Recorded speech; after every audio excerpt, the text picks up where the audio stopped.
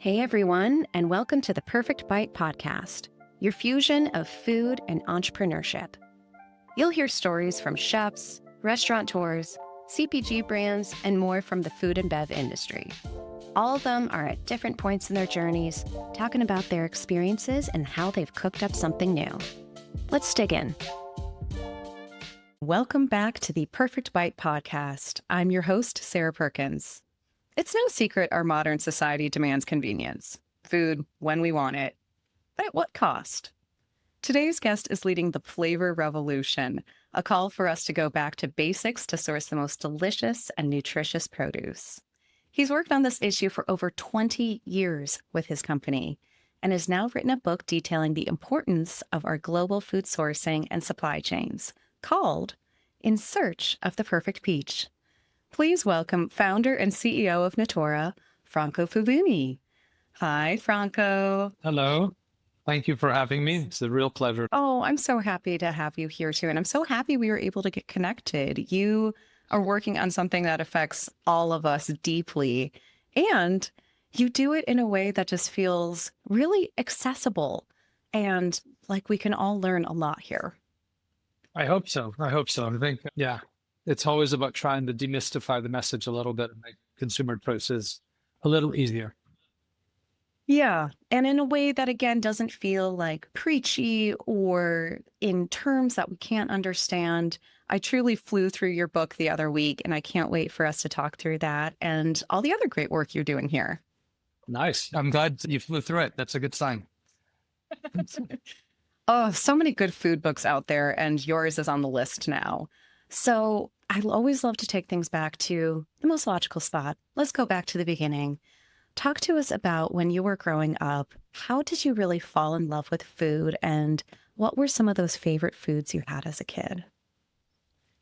Yeah, I always say that I came from a family where food was fairly normalized, I guess. That is the way to put it. It was just part of everyday family life, having breakfast at home all together with my brother before going to school and having meals always together as a family. It was always having dinner, sitting down all together at the same time. And my mom would cook. My parents got divorced when I was very young.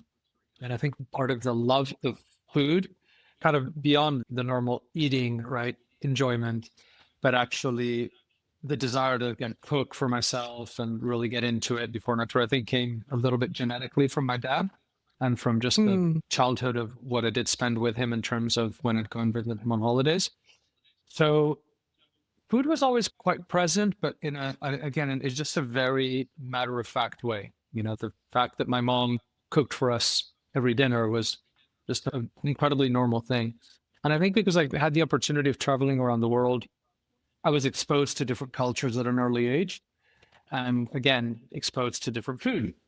And that's something that I think I've carried with me for my whole life. Part of the impulse that those experiences and the things that I had discovered as a kid were part of that energy and impulse to do what I ended up building with Natoora, this idea of trying to return back to really good quality produce. Yeah, absolutely. And it sounds like food was almost just another family member to you all. Yeah. It wasn't this big deal. It was just naturally good and naturally there. And again, not takeout and, something that came from the box as much. 100%. I think you put it very well. I hadn't thought about it in that way. It was like another family member. And I think, yes, it was just very natural. So I don't know when I fell in love with food. What I can tell you is that before going to college, it was quite common that I would sometimes make something for myself when I came home from school, like a snack or something, or which tended to be not just opening a packet of biscuits, but I like having hamburger with like vinegar for some weird reason. And I still love vinegar. Maybe that's the German heritage. But then when I go to college, that's when I really started cooking a lot. So not my first year, because obviously living in the dorms, but the second year on, I moved in with some friends, and the last 3 years of college, I spent a lot of time cooking for myself and for friends. And so maybe, the answer to when I fell in love with food was when I fell in love with cooking, which is probably around the time that I left for college. Yeah. And that sense that you were doing it with and for other people. Were you known for any special dishes during that time? I did a lot of pasta for some Mm. reason. I don't know. Maybe a bit of that Italian heritage. Milanesas, which is the veal Milanese or schnitzel German, which again is a very typical thing of Argentina. Argentina Mm. inherited a lot of Italian and Spanish influence when it comes to food.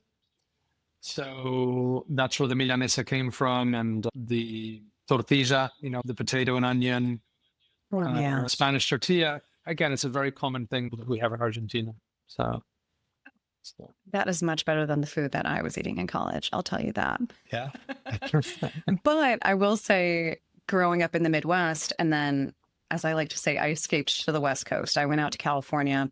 It was the first time that I was seeing and trying different types of things. And I think that's what's so important about travel, too, is getting out of your own bubble and seeing how other folks do things. And what did you notice, especially during those years, childhood through college? You were all over Europe. You were, as you mentioned as well, in South America. What was the difference in the food there that you were starting to notice compared to the US? I think there's a general sense that the industrialization of food hadn't happened yet. It's Mm. almost like we were 15, 20 years, behind. Time hadn't caught up yet because you could see it in two places. One was the candy snacks, the ultra processed foods, where I remember even I was in Egypt at the time. I was in like fifth or sixth grade. And some friends used to go to the commissary, which is where the American diplomats do their shopping. They had the opportunity to Mm. have like this supermarket in the embassy that allowed them to get access to all sorts of American goods so that they didn't feel too far from home.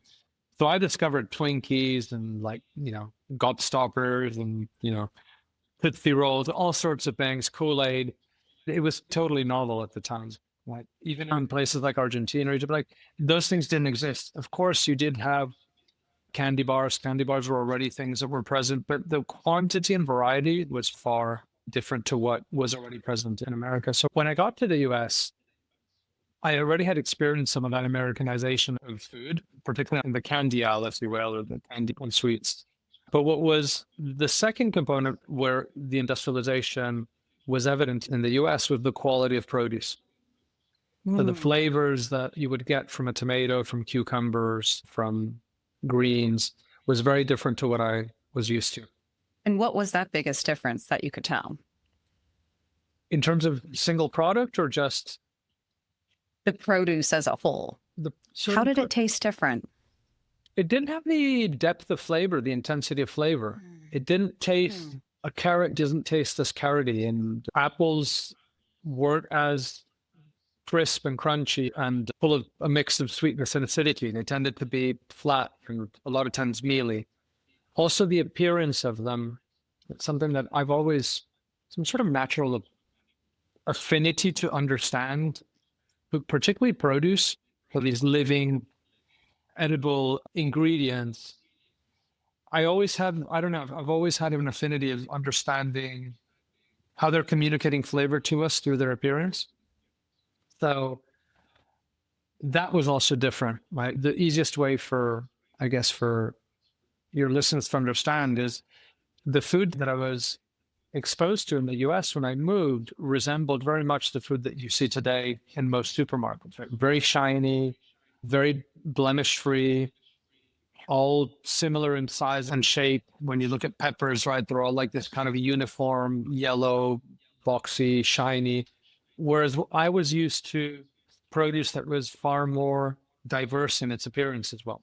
And that had scarring, that had texture, that had, you know, different luminosity or opacity in the way that light reflected off the skin of a zucchini. So it was the flavor and the appearance of the produce that struck me as very different to what I was used to growing up. Yeah, and it sounds like that beauty, that natural beauty, was a lot more accepted overseas than it is in the US. Like you said, we expect everything to look perfect in the grocery store and how it's lined up. And it's just not the same as, say, when you go to a farm or pick your own areas and see just how things are out in nature.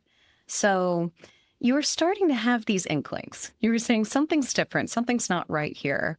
You didn't go into food quite yet, though. What was your career before you had essentially that aha moment that you wanted to work on food sourcing and the supply chain here? I was in banking. I was in Ah, financial services. So working at Merrill Lynch, I graduated college and went to Merrill Lynch in New York for almost 5 years. how was that in comparison? Well, so in comparison, moving to food was life changing. I did a couple other things between food and Merrill that essentially was in finance, and then did a few years in an internet startup doing streaming media. But the flip from those, I guess, well, traditional from the world I came from, right, more traditional industries to going into food, which, I left a fairly corporate world to go into the kind of underbelly of the food world because I started working before Natoora at a produce distributor in the local wholesale market of London, right? So here in New York, it would Mm. be Hunts Point. So working there at 2 o'clock in the morning with pallets whizzing across me with forklifts, it was like the most radical change that you could envisage. And it was life changing in the best way possible. Like it transformed my life from, work being something that was part of my life to my life enveloping work and it just being one and the same in a way. I feel like you'd have some really fun stories from those markets. They're just incredible over in London and so full of life and history. Yeah, very much, very much. Particularly when you talk to the older folk that still work there, even after they retire, they continue going back. It's just a very strong community, also because of the weird hours. You're working this kind of night shift, which is socially awkward. So it creates a kind of stronger bond between that community. So it's a really special place. But I did learn a lot from banking, I have to say, from working in finance, which helped me with Natura. I bet it probably gave you that sense of foundation and understanding what are good margins and how to focus on the business side of things while blending in the natural creativity that comes with working with food and understanding that no, yes, it's here, it's food, but at the same time, you're not doing this as a nonprofit. Yeah, And even in nonprofits' sake, you do have to make money. very true. So you detail this moment in Search of the Perfect Peach, which we'll get later to what is your perfect peach and your perfect bites. But it was almost out of a movie. It sounded like a romantic comedy when you saw this moment that said, this is crazy. This is not how we should be thinking about food. Tell everyone about this moment that you had back in New York that made you realize you really wanted to connect with and work with produce a lot more. Yeah, I lived nearby when I was in those years after college in the late 90s. I was living in the Upper East Side between Second and Third Avenue in the 70s. And there was a Citarella, which is still there, a few blocks from me. So I used to shop between Balducci's. I'd go to the Union Square Farmers Market when it was trading. And then I would do Balducci's, Grace's Marketplace, which was tied to the family, the Balducci family, which was a little bit further from me, but still quite close. And then Citarella's, which was the closest. And I remember that it was near Christmas because it was snowing. And they had the produce section. As soon as you walked into Citarella's, the first thing you hit was the produce aisles. And I recall, I can still, if I close my eyes, I see it. I was facing that, right, looking at the shelves. And behind me, I hear a woman asking a gentleman who, one of the store attendants, where she could find the peaches. And there was a couple of things that struck me from that. And I guess the thing that struck me the most was that she wasn't asking if there were peaches, which would already be a bit weird given that it's snowy outside. But it was the fact that she was expecting there to be peaches, which was the thing that struck me the most. It's like, where can I find the peaches?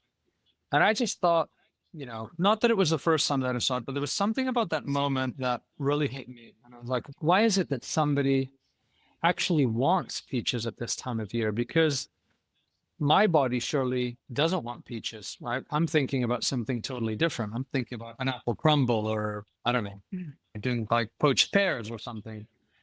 Certainly not wanting to eat peaches. And I think it's important to understand that because whenever I get asked, what is your favorite dish?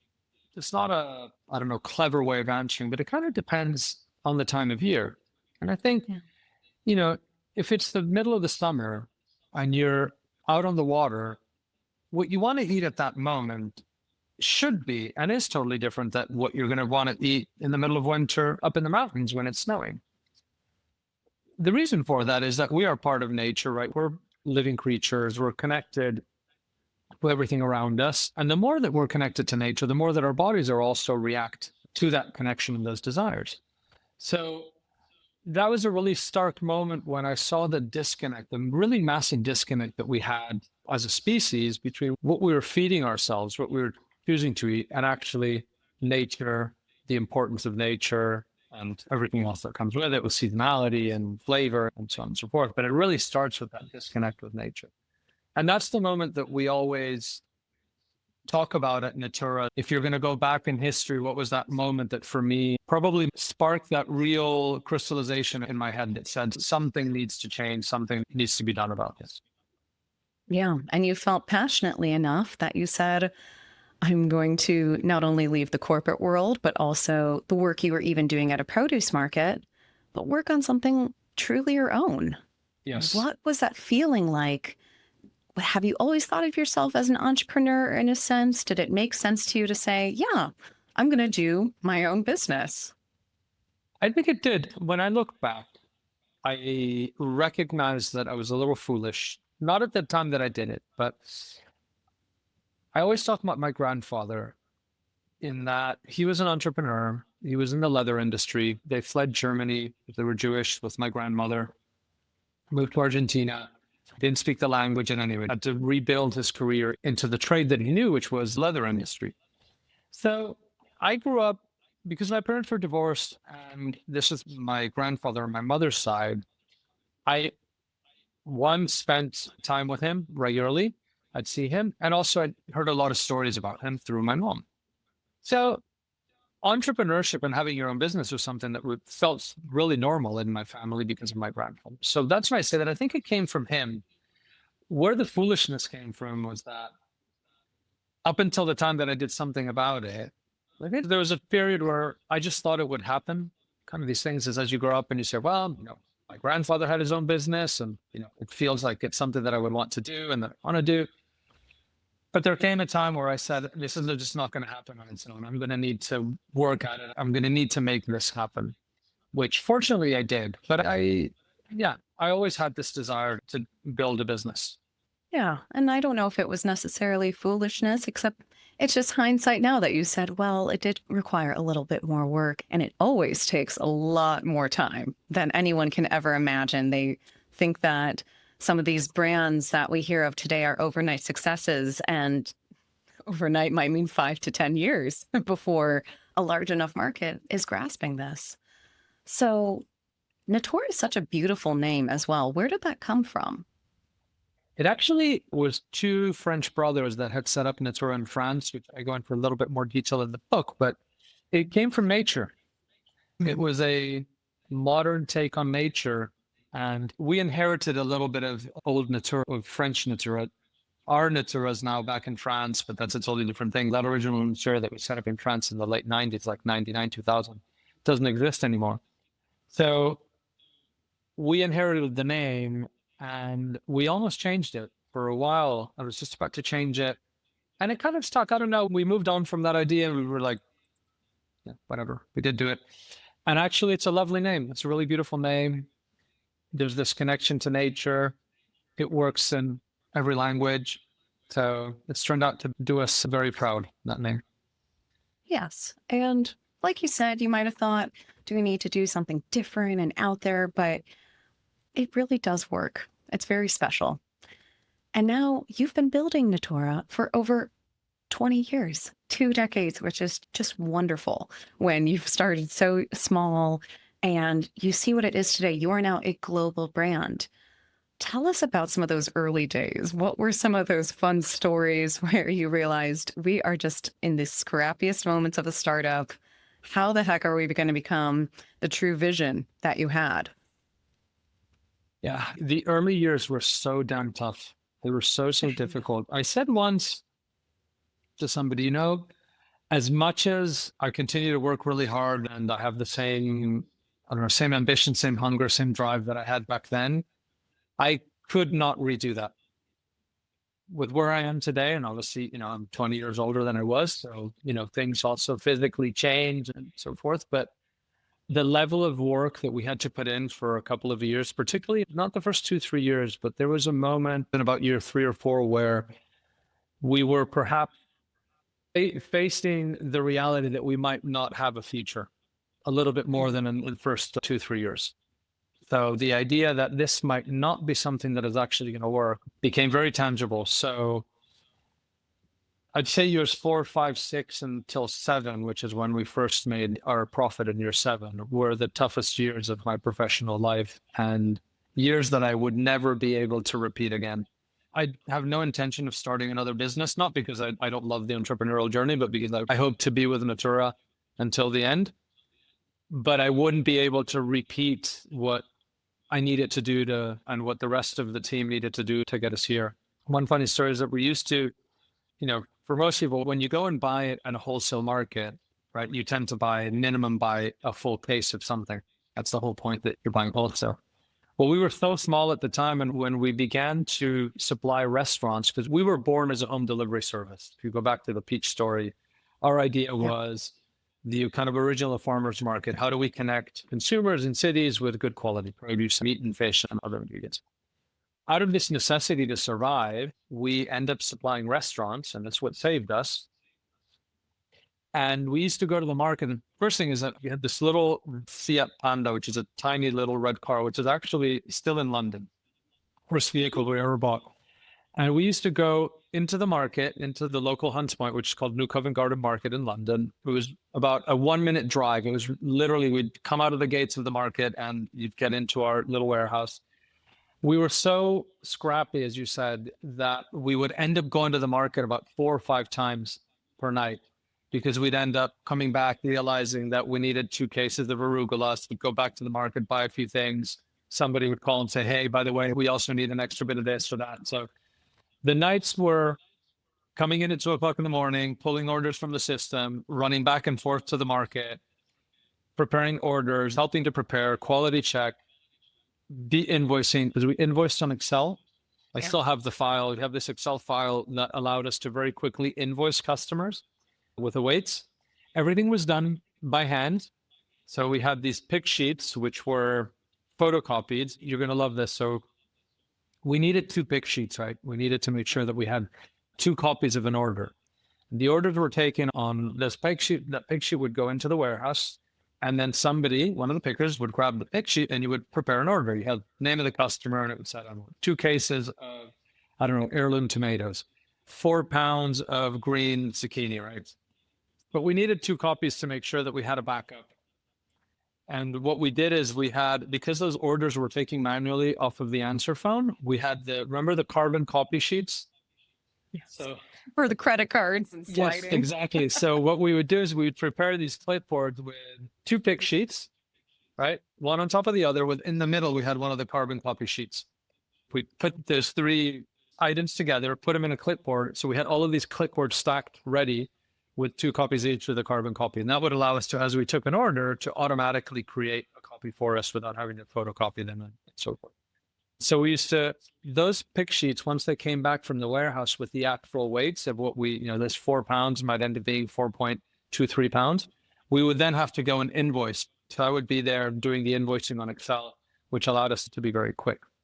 So it was an incredibly scrappy time. So we used to go to the market, and because we couldn't afford to buy a case of raspberries with like 12 punnets of raspberries in them, we had been able to agree with one of the wholesale suppliers. He allowed us to buy the punnet. So I always found it hilarious that we were going into this wholesale market and we were shopping as if we were shopping at a supermarket, because as we embarked on this journey, we had maybe 1 customer only that was buying 2 punnets of raspberries from us a night. We just couldn't afford to buy a whole case and risk throwing some of them away. So yeah.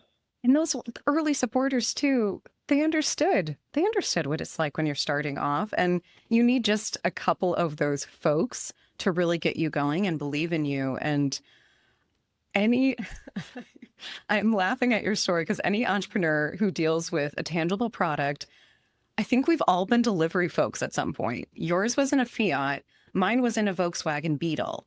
And in my case, it was fashion rental related. So I was helping deliver women's handbags across Chicago or taking them to a UPS store. Or again, I've also pushed large flats worth of product around places. And folks don't realize it really does take everyone stepping up and wearing every single type of hat, including a hard hat in some cases, to make the dream happen. And I don't know, sometimes you miss those days just a Yes, you little do. bit because now your challenges are just on this whole different level. Even though back then, like you said, years 4 through 6 or so just felt like the hardest of times, I'm sure. Yes. They were the hardest of times. I mean, you make a couple of really important points. One is the fact of it being a tangible product, and therefore the act of actually getting it in a car and delivering and running and trying to solve the problem of a chef.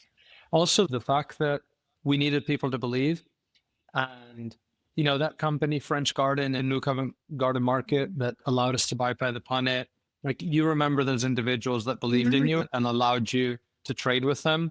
And likewise, those that didn't think that you were worth dealing with. And we've had that even as the organization grew. We still face those kind of challenges as we were going into new markets with people that believed and supported, and with people that were like, who are you? You're totally new to the market. You just want to buy like 20 cases. Like, is that all? Like, we're not interested. So we've always been good at remembering those individuals within the supply chain or the farmers that really believed in what we were doing. And we try and show the same level of loyalty and belief that they showed us. Because, as you say, without them, we wouldn't have been able to get to where we are. But yeah, the Yeah. challenges are very different today, at least certainly for me and for a lot of us. But yeah, obviously with more resources and growth and scale, many of these things disappear. And also we have far better systems than a carbon copy. It was innovative at the time. And now with technology and with scale and with resources, you're able to say, great, we never have to touch that ever again. And it always feels like such a win when you get to go to the next level. Yeah, that's very true. So let's talk a little bit more about the business to date. You're still working, in a sense, to deliver the highest quality, most seasonal, and most nutritious produce now globally.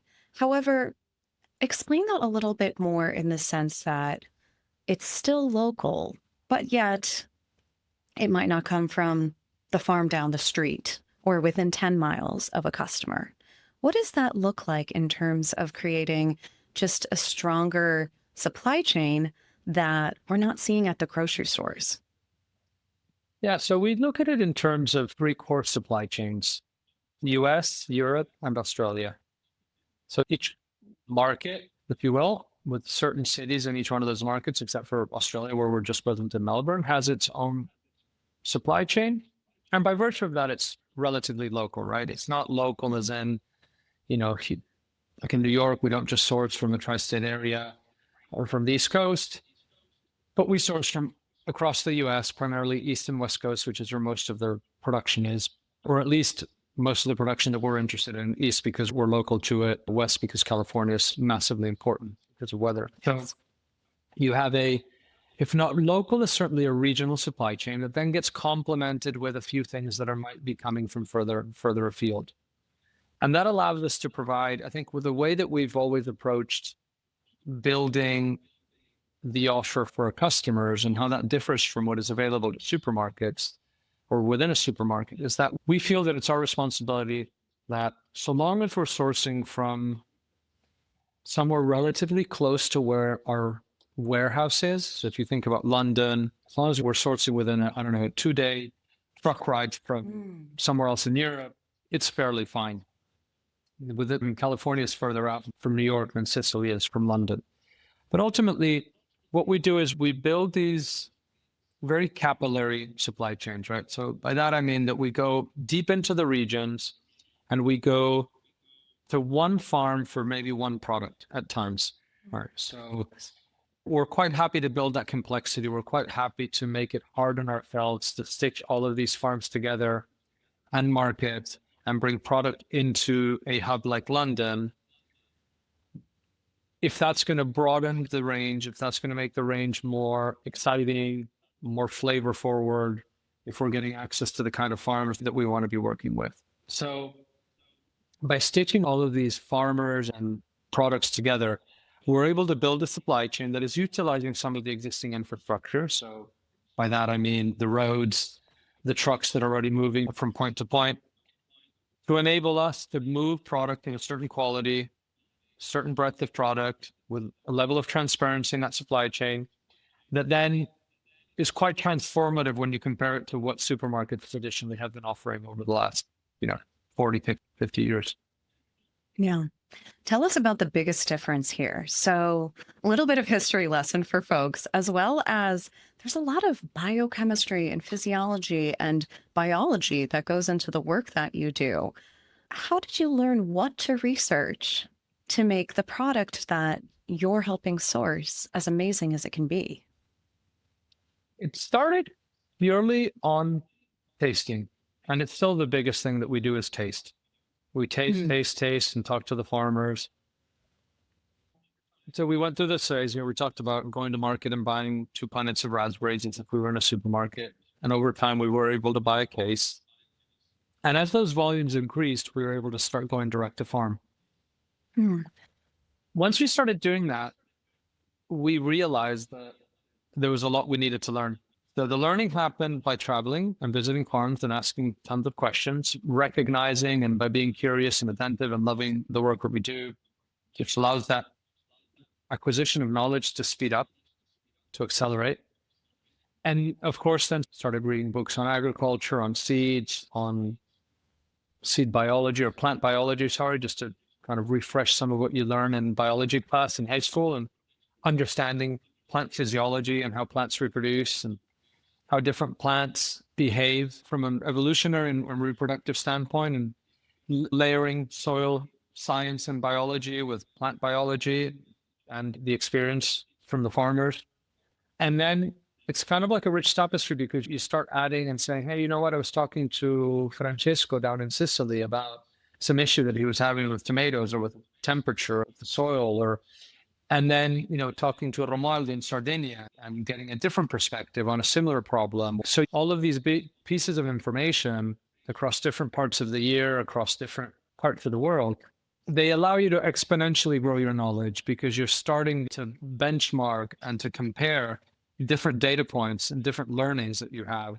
And that's been probably one of the biggest sources of learning is the conversations that we have with farmers. And obviously, as you read a book and you learn something and you're building on the layers of knowledge that you've built up until now, your questions get more specific to a farmer, right? You can ask a question that maybe a year ago you couldn't. So exponentially, you start building more and more knowledge because now you start having more interesting conversations with farmers, conversations that they tend to have with an agronomist, for example, or another farmer rather than somebody who's visiting the farm for the first time. Right. It's not just this one looks yummy.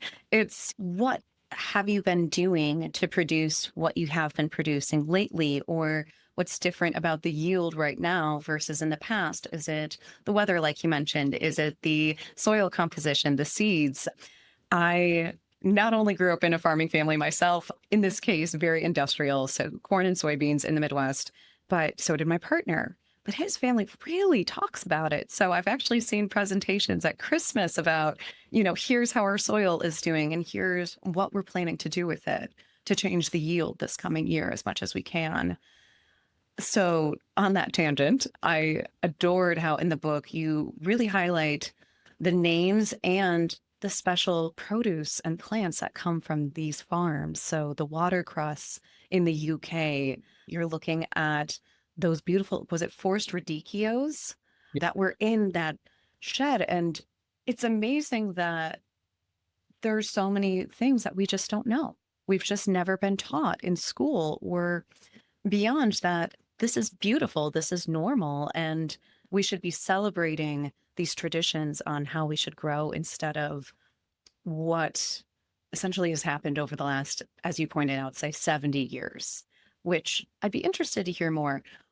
Why do you think we haven't broken out of how our food is grown, despite more knowledge now and more folks standing up and saying, why are we still growing with so many chemicals? Why are we clumping things with water to just make them grow bigger and faster?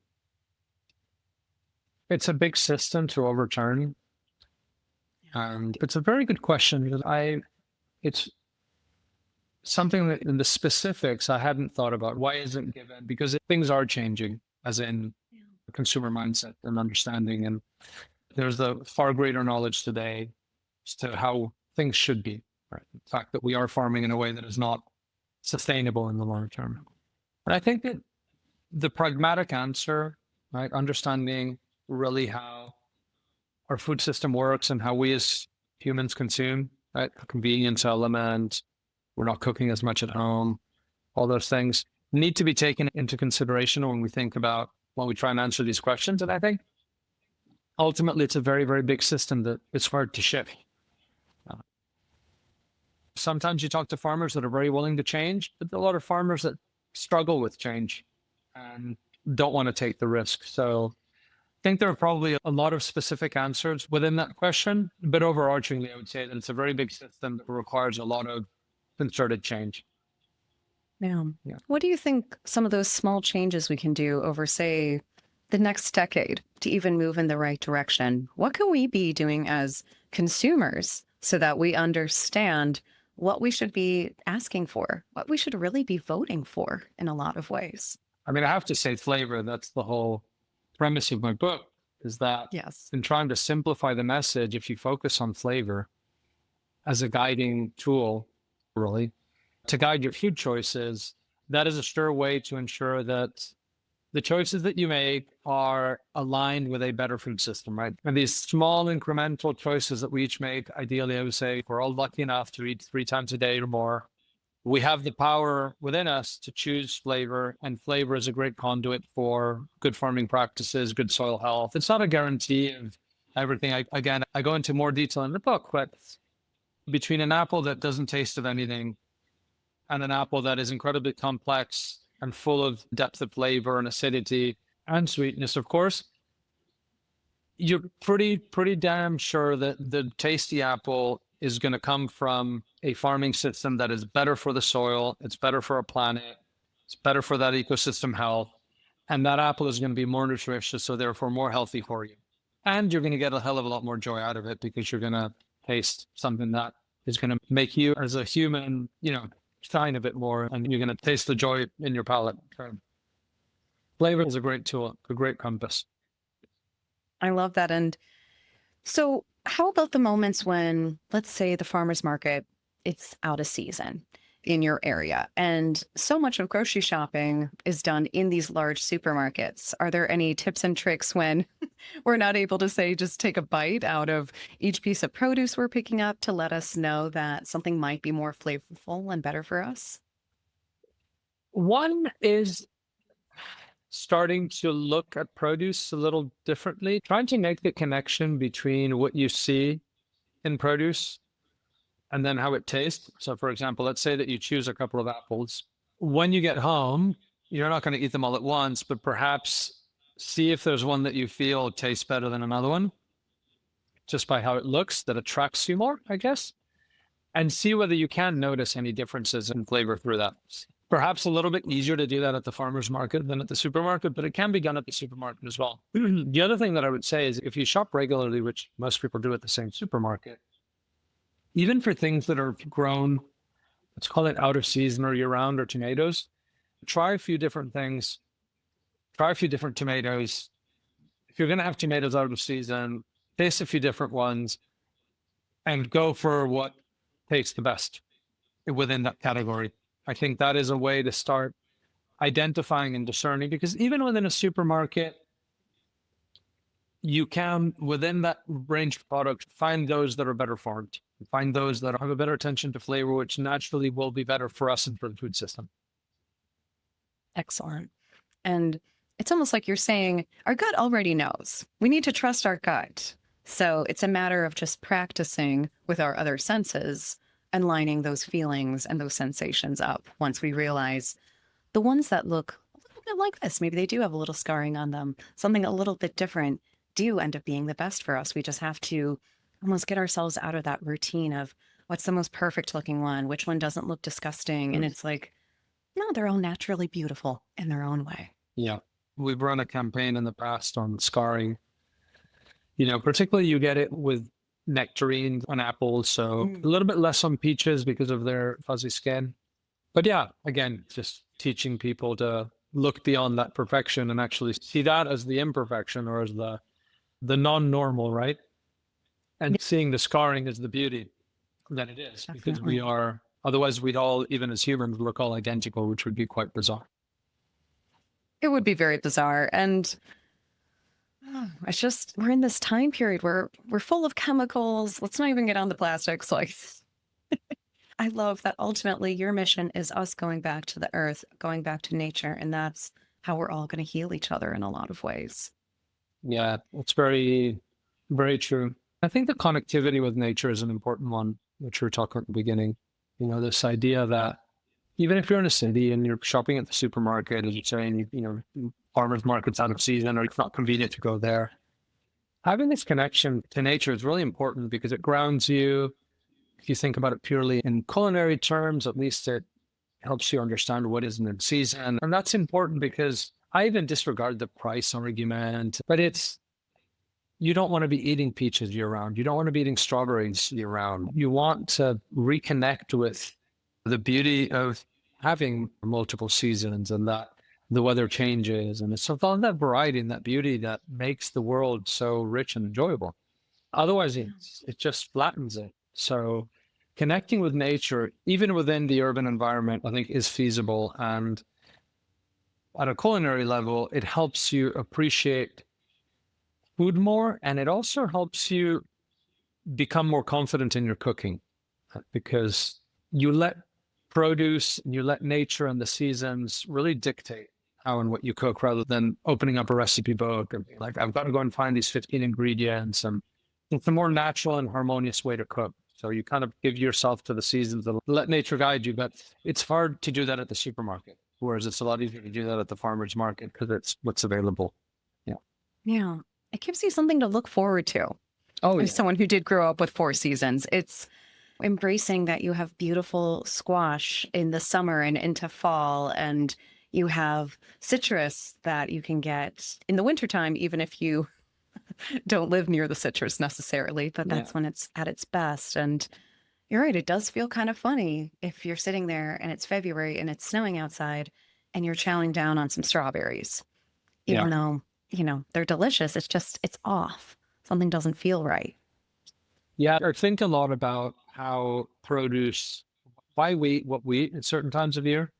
It's really fascinating. And I started doing it as we communicated within the organization, just internally, spending more time talking about seasons and plant physiology. And it was certainly tied to a time when I was doing a lot of my own research and kind of thinking, well, why are apples around when they are? And why do they store well? And why do peaches not store well at all? You can't store a peach. Well, you can keep it for a couple of days, but that's it. You can keep an apple for months. The apples that we eat in the summer have been harvested 9 months before. So it's really interesting. But part of it is that it's not a coincidence that in wintertime, when we need a lot of vitamin C, citrus fruits are actually in season.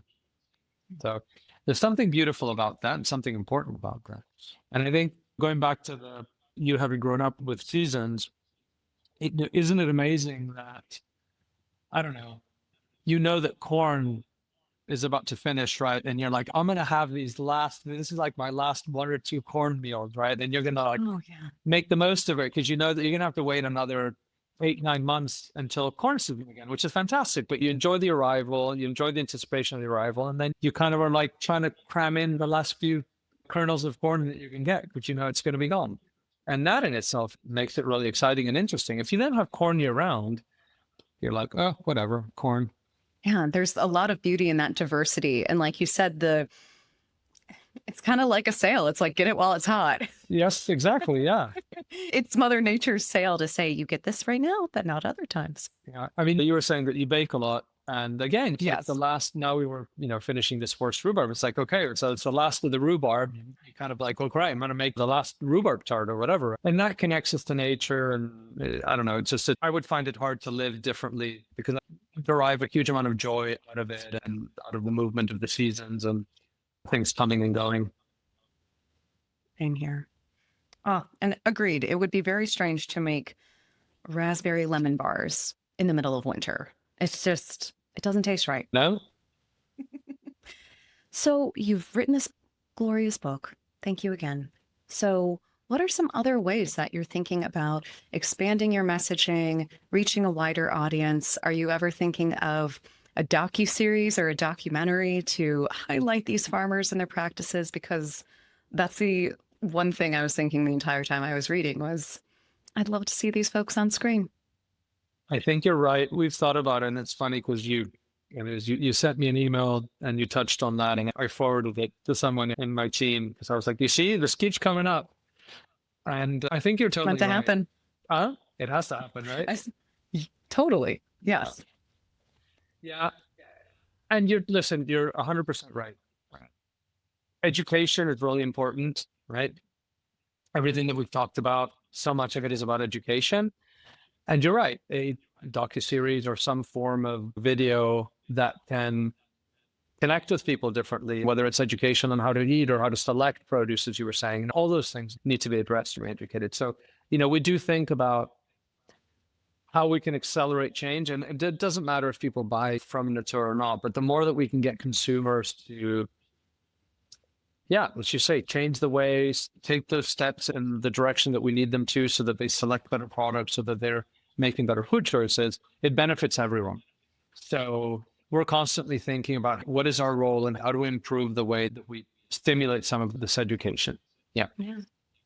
Well, tell your team, I think that you could be the Stanley Tucci of the produce world. Maybe you can have Stanley join you in Italy, Yeah, he's a big foodie. Switch it up a little bit. Huge foodie. I love his shows. I love his books. So that's where I'm like, you two need to pair up here and get on the road together. Not a bad idea. So as we wrap up here, a couple more questions. What are you most proud of? What do you want to see for the future for Natoora, as well as just everything that you love to do here? I was going to say, I'm proud of my family, very proud of my family. So what am I most proud of? I guess I'm really proud of the fact that we've been able to build a business that is financially self-sustaining. And that's a really important point because that means that it has longevity, and it means that when it comes to the work that we do, it's real, right? It's not being subsidized. It's not artificially supported. We're building markets for quality product with the right farmers, in a viable economic way. So that then leads to the fact that I'm most proud of the work that we do, that we've been able to do over 20 years of leading the way in delivering impact within the food system. And I know that we're at the very early stages and we're a very small player in the food system, but to be doing something that I love every day and to feel proud that what we do has real purpose and real meaning and that we're making a positive contribution to the world is not even a dream come true, because it wasn't a dream that I had as a kid, but a real luxury and a real gift. And I know that I've worked very hard for it, but I'm incredibly proud of the work that we do as an organization. And it's just incredible to be able to do something that has so much meaning. Thank you for that work. It is meaningful, and I can't wait for folks to hear more about it and for all of us to keep learning how we can keep doing better. So last question here before the world's best and hardest question. Yeah. What is a piece of advice that you'd give anyone who's looking to start something on their own, whether it's in the culinary space, whether it's in the agricultural industry, or any other type of business? There are a couple of different things, but I think you need real conviction and to not lose sight of that conviction, because it's what carries you through the very, very difficult moments that are going to make the difference, whether the business succeeds or not. Obviously, you should never be afraid of failure, and there's always a second chance to do something, but you really need to believe in what you're doing. And I'd add something that it's really important within that belief that you have the flexibility to pivot and to not be too hard-headed about exactly what you thought you were going to build, because it's a lot easier in the early stages to pivot and find the way forward. It's a lot more necessary to pivot and find the way forward. It's a really necessary skill to be able to not stick to what you thought was going to work. Because rarely what you set out to do is exactly what you end up doing. So that flexibility to change the paths is important. Yes. And just like the seasons, it reminds us things would be very boring if they were the same all the time. There wouldn't be real growth. Yes, right, sure. All right, Franco. So, time for the best question of our interview here today. So, a little reminder for everyone, this is called the perfect bite because it's a bit of a perfect bite of my career to date, from journalist to startup founder to working with folks in food and bev.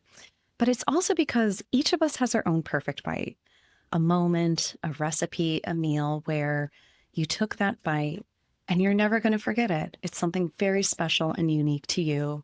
And all of us have our own unique tastes. So, Franco, what is your perfect bite? Yeah, it's an easy one. And you can imagine there are a lot of bites that I've taken that have been etched in my brain and in my memory. But how old was I? 10 years old? We were in Sardinia with my family, my brother, my mom, my stepdad, and Vertical at the time. And we went on a boat trip for the day. And it was late afternoon. We were doing a little bit of a tour. We went fishing with some other boats and visiting these little, I guess you could call them, little island off of the Sardinia and stuff on the coast. And we got onto land into this kind of deserted area, but there were these bit of remnants of building there. And they proceeded to make a barbecue for us. So they had some grills there, very rustic, as you can imagine. In particular, this was the mid 80s. And the first thing that came off the barbecue was a bruschetta. So toasted bread, right? Essentially. And to this day, when I thought about what my perfect bite is, this thing that is just, I will never, ever forget it. And I think it's the simplicity of it. So it's toasted bread, rubbed with a clove of garlic very gently, and olive oil, perhaps a tiny bit of salt. And I don't know, it's just this thing that's, I think back to it, it's the beautiful simplicity of these three ingredients, nothing else. There's no diced tomato, there's nothing else on this bruschetta. So for me, that bruschetta has been really burned into my memory. And I always remember it when I think about the simplicity of the beauty of cooking. And I love simple food, particularly because I love ingredients so much. I think that when you've got fantastic ingredients, you should be cooking in a very simple way. And this was like as pared back as it gets. And it really blew my mind. Like it absolutely blew my mind at the point that it never left me. And something as simple as grilled bread, garlic and oil. And I do it for my kids now. But I think there on that island with the smoke of the barbecue and just everything, it was absolute magic. Oh my goodness. It really is. You took us all there right now. And I think your answer was perfect for you. Thank you. As you say, it's a wonderful thing when you get a couple of beautiful ingredients and put them together. Those are always the best bites. They really are. And especially when they come from our good earth. Yes. Well, Franco, thank you again so much for your time today and all of your amazing stories and knowledge. I can't wait for folks to learn more about Natoora and read your fantastic book, In Search of the Perfect Peach. Can you tell listeners where to learn more about your different ventures here, the social accounts that you've got going on, as well as your website and any venues we can find you? Yes. So Natoora.com, so Natoora, that's how you spell Natoora. So we have a couple of country sites. If you scroll to the bottom, you can select region and go to different countries. It becomes a little bit more relevant for where you are. We're on Instagram, Natoora, and there are a couple again of regional Instagrams, so there's like Natoora North America, which is relevant. That's probably the social platform that we're most active in. Lovely. Well, we'll make sure that everyone follows along. And again, thank you so much. Everyone, this was Franco Fubini's Perfect Bite. Thanks for tuning in to The Perfect Bite today. You can listen to future episodes on Apple Podcasts, Spotify, and anywhere else you listen to podcasts. Thanks in advance for subscribing, rating, and reviewing. You can follow The Perfect Bite on social media @PerfectBitePod. Now go get something good to eat.